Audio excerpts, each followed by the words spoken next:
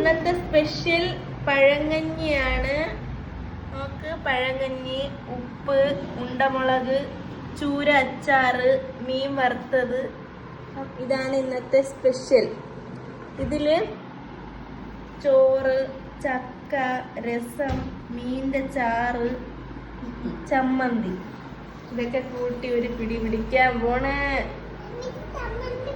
നല്ല ചോറും ചക്കയും രസവും മീൻ്റെ ചാറും ഇതെല്ലാം കൂടെ ഇട്ട് മിക്സ് ചെയ്തിട്ട് ഒരു ഉണ്ടമുളക് എടുത്ത് കുറച്ച് ഉപ്പിൽ മുക്കി അതും കൂടെ അങ്ങോട്ട് ഉടച്ച്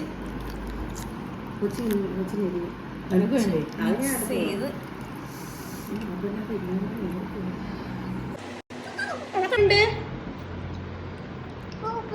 സൂപ്പർ.